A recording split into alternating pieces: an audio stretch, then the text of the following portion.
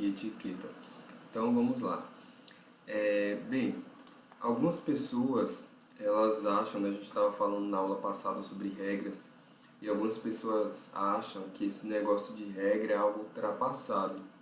Só que quando a gente para pensar sobre a realidade de pessoas que estão lá no presídio, pessoas que estão presas mesmo, na maioria dos casos, ou elas não receberam limites de seus pais ou das pessoas, né, que cuidavam delas quando elas eram crianças, adolescentes, ou elas não quiseram obedecer esses limites quando eram impostos.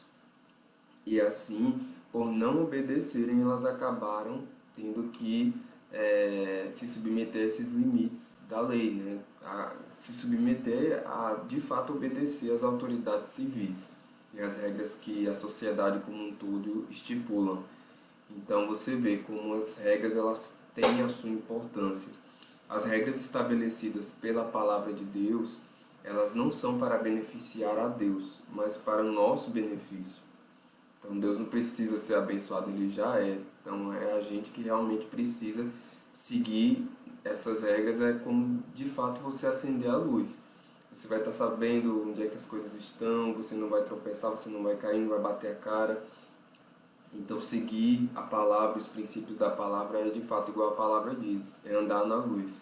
Quando você não anda na luz, automaticamente você anda num lugar escuro, você tropeça, você cai, você bate a cabeça.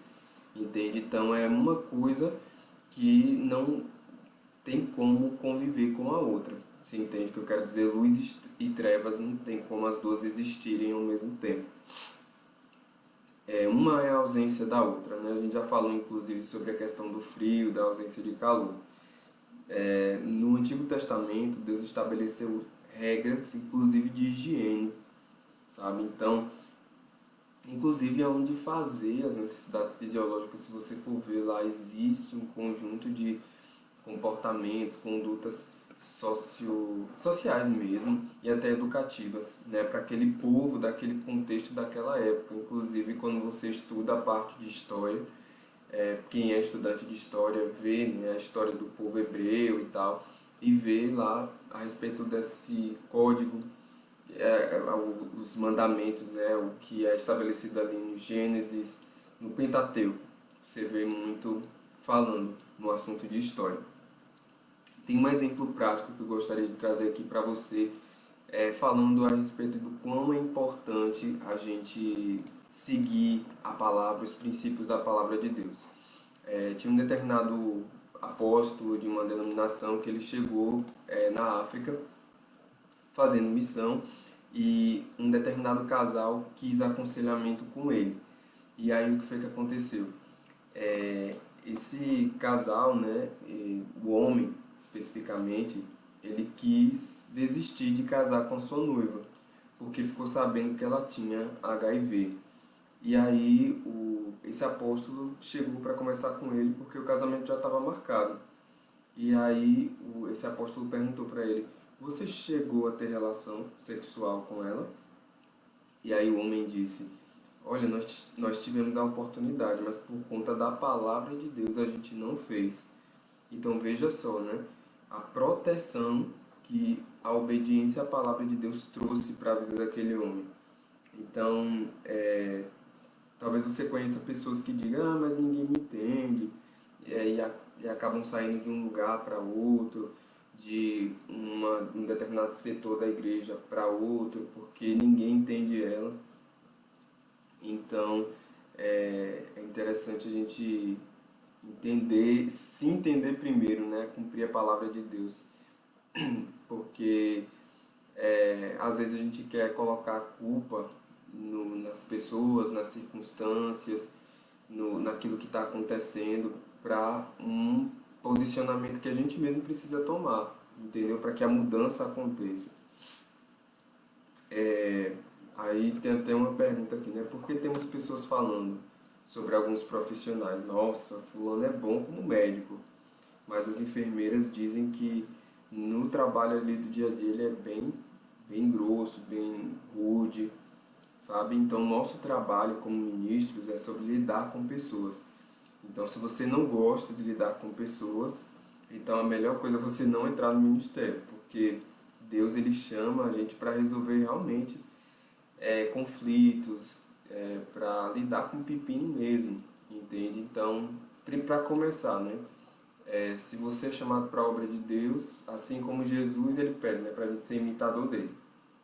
E Jesus, a palavra de Deus fala que ele está aqui para desfazer as obras do diabo, entende? Então a gente vai resolver realmente pepino, vai ter que lidar com situações difíceis. Então pedir sabedoria a Deus e saber que ele é a nossa força. Então, no reino de Deus não tem como você trabalhar se não for com pessoas. Para Deus, a maior preciosidade são pessoas. João 3,16 fala que Deus amou o mundo de tal maneira, e quando ele fala esse mundo aí, ele fala em relação a pessoas. Deus não amou o dinheiro de tal maneira que entregou seu filho. Deus não amou o nome dele de tal maneira que entregou seu filho. Ele amou as pessoas que moram aqui no mundo. E a própria palavra fala, né, para que todo aquele que nele crê não pereça, mas tenha a vida eterna. Então é muito importante a gente ser um bom profissional naquilo que Deus nos chamou para fazer. Não só no ministério, mas também no dia a dia.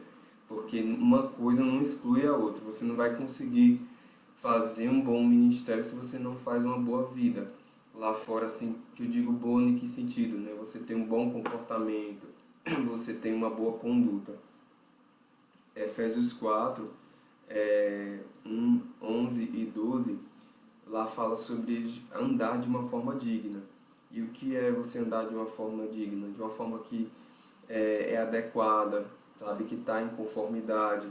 Então, se você não está à altura do que Deus espera de você como ministro, você pode se decidir a partir de hoje. Então, nunca é tarde para a gente poder se decidir nesse sentido. Então, e outra coisa que é importante também entender é que o nosso chamado não é para o nosso próprio benefício. Tudo bem que ele pode trazer benefícios, mas imagine só, se a gente for pensar, por exemplo, na vida de Paulo. Paulo ele teve muito pelo contrário, né? Assim, ele teve bons benefícios sim, mas ele teve muita oposição, sabe? Para cumprir o chamado de Deus na vida dele. Então, às vezes a gente percorrer o nosso chamado ter que lidar com alguns desafios, né, com oposições, porque o chamado é muito maior do que simplesmente você esperar, sabe, por recompensa, por benefício. É você cumprir aquilo que você realmente foi chamado para fazer, sabendo que pessoas vão ser alcançadas por Deus através disso. É bom a gente se livrar desse pensamento de que eu estou bem, minha família está ótima e todo o resto que se lixe. Sabe? Isso não é um pensamento de alguém que vai servir no ministério. Isso não é legal. Sabe? Quando você age de forma ética, isso não tem a ver tanto com a relação de afetividade, entende? De que sentido? Você não precisa estar necessariamente conectado sentimentalmente, emocionalmente com aquela pessoa para você agir de uma forma ética. Você age porque isso é uma decisão sua, entende? Em que sentido? Por exemplo, alguém chega no seu trabalho e te trata com grosseria. Você não vai tratar aquela pessoa com respeito porque você, de fato, sente coisas boas por ela, porque você se conhece há muito tempo, porque você sabe que ela tem um bom caráter. Não, ela pode ter o caráter que for, ela pode vir da onde for, mas você decide agir com ética, entende? Por quê? Porque isso diz mais respeito de quem você é do que de fato da pessoa, entende? Tem uma história que eu acho fantástica sobre uma mulher e um cara, né? O cara abre a porta para a mulher passar, e aí a mulher, bem grossa mesmo, ela chega pro cara e fala: eu tenho 2 braços, eu posso abrir a porta, não preciso de um homem para fazer isso. E aí ele vai e diz: eu não fiz isso porque você é mulher, eu fiz isso porque eu sou um bom homem, entende? Então é isso, você não age de forma ética por conta das pessoas, necessariamente de quem seja, do caráter dela, mas você faz isso por conta de quem você é, entende? Então é muito mais sobre quem você é do que sobre o que as pessoas dizem que você é ou a forma como elas agem, entende? Então, a gente tem que ter cuidado com, às vezes, também o jeitinho, que às vezes pode ser um amigo, pode ser um irmão, um familiar, e mesmo assim a gente tem que se portar e agir de forma ética como se fosse para qualquer outra pessoa, entende? Existe um padrão que a gente tem que seguir e que se a gente dá esse jeitinho porque é fulano, cicrano, a gente vai estar ferindo com a própria palavra de Deus mesmo, entende? A gente vê também lá em Êxodo 26, do 1 ao 5, você pode parar para poder meditar, que Deus ele tem excelência nos mínimos detalhes, entende? Então, ok, você vai ver Deus dando uma ordem a Abraão para ele deixar o pai e a mãe dele, seguir para uma terra que eu te mostrarei. Mas você também vai ver Deus dando detalhes a um homem numa antiga aliança chamado Noé, dizendo a madeira que ele deveria usar, os tamanhos, o jeito como cada madeira ia ser disposta, enfim, detalhes, entende? Então Deus é um Deus de detalhes, sim. Então pouquíssimas pessoas gostam de ler os livros do Pentateuco porque são livros descritivos e cheios de detalhes, quando na verdade esses detalhes eles mostram como Deus trabalha também com o homem. Às vezes a gente quer ouvir a voz de Deus só nas coisas gerais, mas não quer se apegar também a ouvir Ele quando Ele quer nos revelar detalhes. E são esses detalhes que vão fazer a diferença. E os livros do Pentateuco, né? Só trazendo um pouquinho aí de teologia aqui para o nosso ensino. Pentateuco são os 5 primeiros livros da Bíblia, por isso que se chama Penta, né? Penta aí vem do... tem significado de 5. Então, Gênesis, Êxodo, Levítico, Número e Deuteronômio são os livros do Pentateuco. No capítulo 34 de Êxodo, você vai ver que a glória desceu, entende? Por quê? Porque eles seguiram a ordem de Deus e a obediência em Deus nos mínimos detalhes. A casa de Deus hoje está em nós e a nossa vida precisa ser observada nos detalhes para que essa presença seja manifesta. Então, por que cristãos hoje em dia estão frios? Eu não estou dizendo todos, mas alguns. Por quê? Porque tem falta dessa resposta, sabe? Nas orações, de uma presença que é palpável, porque às vezes eles não observam detalhes. Então a gente vai ter a manifestação dessa presença quando temos comunhão com o Espírito Santo, ouvindo, meditando na palavra, para quem é batizado no Espírito Santo e crê na manifestação desse dom, né? A oração em línguas, você louvar a Deus. Então, é você ouvir a palavra e deixar ela cair no seu coração, na prática, na meditação e na confissão.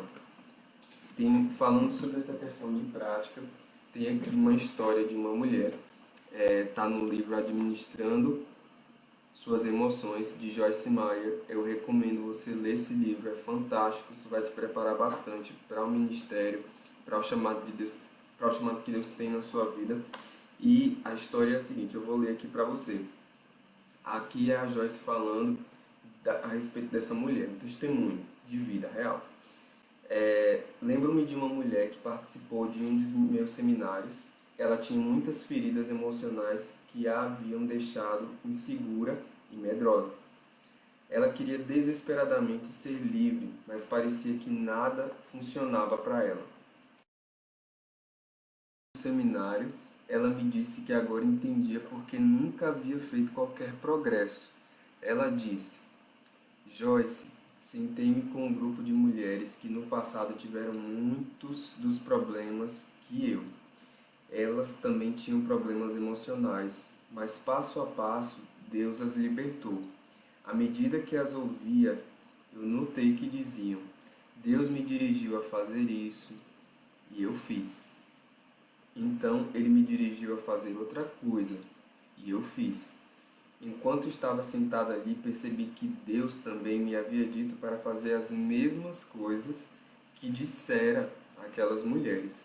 A única diferença foi que elas fizeram o que ele disse e eu não. entende? Então, para você ver como é importante a prática da palavra. E agora a gente vai ler aqui o primeiro conceito a respeito de comportamento. Conceitualmente, o comportamento pode ser entendido como a maneira da pessoa se comportar, sua conduta, a forma como reage, seus costumes. O comportamento é considerado como um conjunto de atitudes e reações de um indivíduo em face ao meio social, influenciando o ambiente e sendo influenciado por ele. Então, dentro de tudo aquilo que nós já falamos, né? Enquanto que a ética representa o conjunto de valores morais e princípios que norteiam a conduta humana na sociedade. Define como devemos nos comportar no meio social. E aí a origem da palavra ética vem do grego ethos, que diz respeito a costumes, aos hábitos, modo de ser de uma pessoa, conduta, caráter e o modo de vida habitual. Então você vê que uma coisa está ligada à outra. Inclusive, né, não sei se você já ouviu esse ditado, que é um ditado que tem de fato a ver com a palavra de Deus, que costume de casa vai à praça. Então, existe inclusive uma força da influência dos pais em casa, que acaba vencendo a força da influência no mundo. Então, se você é pai, se você é mãe, você prepara os seus filhos para mesmo o mundo do jeito que está, né? A sua influência ela vai ser muito maior. Então, uma vez um professor de roteiro num, numa conferência que eu fui, né? Na verdade não é nenhuma conferência, é uma semana de oficinas que tem na base missionária da CNC. Não sei se você conhece a companhia de teatro NC. Eles são bem conhecidos aqui no Brasil e estão começando a ser conhecidos também internacionalmente. Peças bem famosas deles, né? A Casa, tem também o Jardim do Inimigo. Enfim, eu tive a oportunidade de ir para lá, para a base deles em 2019 e tive a oficina de roteiro com o professor Alan Lobo. E foi fantástica essa oficina. E aí ele teve uma oportunidade de conversar com a mãe uma vez e essa mãe ficou muito preocupada com o filho dela porque eles tinham assistido um filme e esse filme tinha umas ideias assim meio malucas e contra a palavra de Deus. E aí o Alan perguntou para a mãe: "Peraí, você está tendo mais preocupação em relação à influência de um filme, quando na verdade a maior influência dele vem de você?" Entende? Então ele confrontou essa mãe para dizer: "Mãe, acorda, né? Você é a maior influência do seu filho. Por mais que você assista conteúdos e ele também, se você trabalha, claro, né? Nessa influência, num bom comportamento, num bom exemplo, e mesmo assim, isso não significa perfeição, mas mesmo quando você errar, você reconhece os seus erros. E outra coisa também é muito importante selecionar, né? O que essa criança e o que você também, como adulto, vai estar assistindo. Por quê? Porque não é porque a gente tem uma boa, uma boa palavra, né, que a gente pode se alimentar de qualquer alimento por aí. E quando eu digo alimento, eu falo de tudo aquilo que pode entrar, né, pelos nossos ouvidos, pelos nossos olhos. A gente é o que a gente come, né? Então, aquele arroz e feijão que você come no almoço, ele vai nutrir o seu corpo para poder compor suas células, os seus músculos. Então, você é o que você come, inclusive espiritualmente, entende? Mas quando essa influência chegar, mesmo que isso esteja fora do seu controle, então aí você não vai ser influenciado por essas coisas erradas e que estão fora dos princípios da palavra de Deus. Entende o que eu quero dizer? Então, mesmo não só para pais ou para mães, mas para qualquer pessoa que tem influência, seja líder, seja professor, o nosso bom exemplo, ele vai falar muito mais alto do que as influências ruins. Então, para você que tem cônjuge, né, ou mesmo que seja separado, divorciado, tem um conselho, né? Não fale mal do seu cônjuge para os seus filhos. Por quê? Porque isso mata a influência. sabe, do seu cônjuge, daquele pai, daquela mãe, daquela criança, sabe? Então, não é legal você ficar falando mal, inclusive se você é um líder dentro da igreja, não é legal você ficar falando mal de outros líderes para liderados, porque isso mata a influência. As pessoas podem ter o defeito que for, mas entrega isso para Deus, leva isso para oração. Às vezes as pessoas até usam, né, a desculpa de não, é para orar, vou comentar aqui com você, mas é para orar. Cuidado, cuidado, porque isso é ruim, isso pode gerar fofoca, rebeldia, confusões. Então tome cuidado com isso. Isso também é prezar pela ética ministerial, ok? E os valores da ética que estão ditos aqui, né, nesse conceito, são coisas realmente boas. São coisas que nos trazem proteção. Às vezes as pessoas colocam, né, a palavra de Deus, ela é como se ela tivesse um poder de colocar assim grades para nos prender, e não é isso, na verdade. Se você for olhar para aquela grade, o outro lado dela, daquele cercado, você vai ver que tem um abismo, entende? Então, esse cercado que a palavra de Deus coloca nas nossas vidas, né? Ou se a gente está falando de ética aqui, né? Esses valores são proteção. O tempo todo eu estou falando isso aqui porque de fato é o que é mesmo, é proteção. Agir eticamente não pode depender da relação afetiva que temos com alguém, a gente já aprendeu isso. Nosso código de ética é a palavra de Deus, esse é o nosso maior código de ética. E não é porque é feito uma vez que é ética. Você vê que a ética ela tem a ver com algo que é habitual, entende? Aqui é o modo de vida habitual. Isso aqui foi falado já, então ter cuidado com isso aí, ok? Agora a gente vai para o conceito de moral. Moral vem do latim moralis, mos ou mores, conjunto de regras coletivas que facilitam. Então, se você estiver aí do outro lado da tela, repita essa palavra: facilitam o convívio. Consciência adquirida pelo homem a partir de ensinamentos das normas sociais que regulam o comportamento humano e que são adquiridos pela tradição e educação do cotidiano. Então, uma coisa que eu quero logo tirar da sua cabeça: ninguém nasce sabendo regras morais. As pessoas precisam aprender isso, isso leva tempo. Assim como você andar de bicicleta, certo? Então você vai cair, você vai se machucar, você vai aprendendo isso conforme andar da carruagem e não se desanime.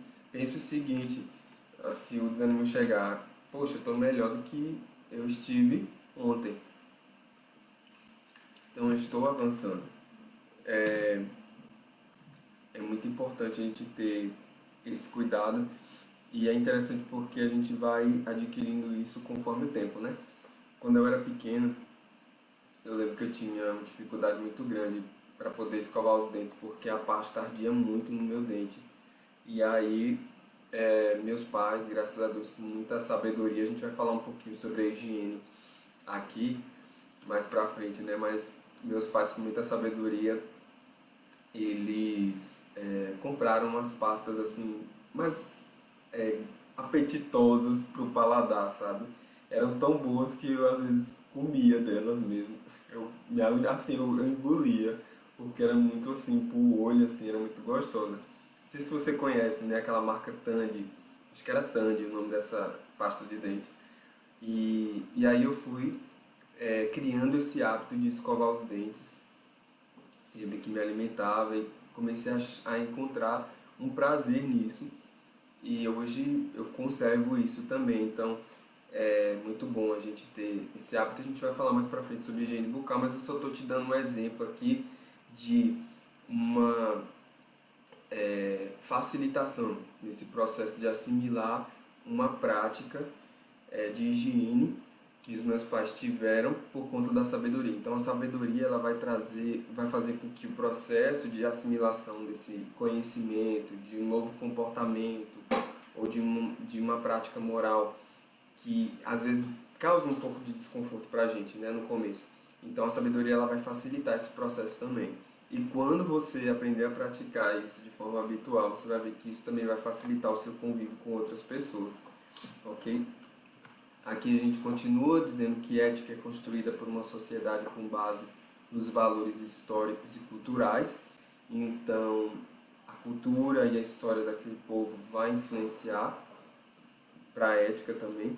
E do ponto de vista da filosofia, a ética é uma ciência que estuda os valores e princípios morais de uma sociedade e seus grupos, ok? Tem uma história muito engraçada da aula de missões da escola de ministros que o professor foi parar num lugar lá na África que as pessoas, quando elas conheciam outras e se elas gostassem de você, enquanto elas falavam, elas começavam a cuspir em você. É muito nojento isso. Mas, enfim, né? Para aquele povo era um costume assimilado assim como algo bom, como algo, uma moral assim, uma atitude legal mesmo, uma atitude boa, moral assim. Se você, por exemplo, se alguém desse povo gostasse de mim, essa pessoa ia começar a falar comigo cuspindo na minha cara. Olha que coisa louca assim para nossa sociedade, né? Mas como missionário, a gente chega num lugar desse, a gente precisa se adaptar, né? A esse tipo de conceito moral bem aceito por esse povo. E não que você vai estar cuspindo na cara das pessoas por aí, mas se você tiver lá e de repente, né, para facilitar ali o convívio, você adotar esse tipo de prática, né? Então, você quem sabe, mas eu quis trazer esse exemplo aqui, mas meu Deus, acontece. As normas e as regras já devem ser parte do nosso convívio, do nosso hábito de forma automática mesmo, certo? Então a gente, no começo, né, como eu falei, é um pouco desconfortável, mas com o tempo vai se tornando algo automático, igual você pedala a bicicleta, você começa a pedalar pensando, né? Aí eu tenho que dar aquela pedalada assim, desse jeito, e a sua cabeça, a sua mente, ela fica muito concentrada. Com o tempo isso vai se tornando automático. E a ética, né, ela vai trazer um pensamento assim de que essas normas elas vão trazer o bem comum, entende? Então é para benefício do todo, entende? Mesmo que em alguns momentos o seu benefício ali naquele momento seja algo que você vai deixar de lado, você entende? Para que o todo seja beneficiado, ok? Beleza. Então vamos continuar aqui. Os códigos de ética, o que são eles? Cada sociedade, cada grupo possui seus próprios códigos de ética, igual no exemplo que eu falei aqui para você. Num país, por exemplo, sacrificar animais para pesquisa científica pode ser ético. Em outro país, essa atitude pode desrespeitar os princípios éticos estabelecidos. Inclusive, tem um exemplo do pessoal lá da Índia. Eles consideram a vaca, né, como um animal sagrado e você vai ver, inclusive, ela andando no meio lá do trânsito da Índia. O trânsito da Índia é bem único, assim, sabe, em relação a muitos trânsitos que tem por aí, principalmente aqui no Brasil. Mas lá eles não matam a vaca para poder se alimentar. Então, se você for para lá desejando comer carne de boi, você vai ofender aquele povo. Por quê? Porque o código de ética deles não assimila esse tipo de prática. Ok? Então, é bom a gente sempre tomar bastante cuidado com isso. Uma pessoa que não segue a ética da sociedade a qual pertence é chamado de antiético, assim como o ato praticado. Então, nesse caso aí que eu falei para você, de comer, né, carne de vaca, se você fizer esse tipo de prática lá na Índia, você vai estar sendo antiético. Mas se você fizer isso aqui no Brasil, não vai estar sendo. Por quê? Porque a ética, ela depende do povo na qual você está inserido, a cultura, entende? Daquela sociedade. Interessante isso, né? A gente poder assimilar isso. Ok, beleza. Além dos princípios gerais que norteiam um bom funcionamento social, existe também a ética de determinados grupos. Por exemplo, a ética médica, a ética profissional, a ética empresarial, a ética educacional, a nos esportes, a jornalística, na política, a ética ministerial. Então a gente está tratando aqui a respeito especificamente da ética ministerial, ok? Beleza, então a aula de hoje foi até aqui. Eu espero que você tenha gostado. Foi bem divertido. Pude contar muitas histórias, muitos testemunhos e vivências também, né? E eu desejo uma ótima semana para você. Valeu, tudo de bom.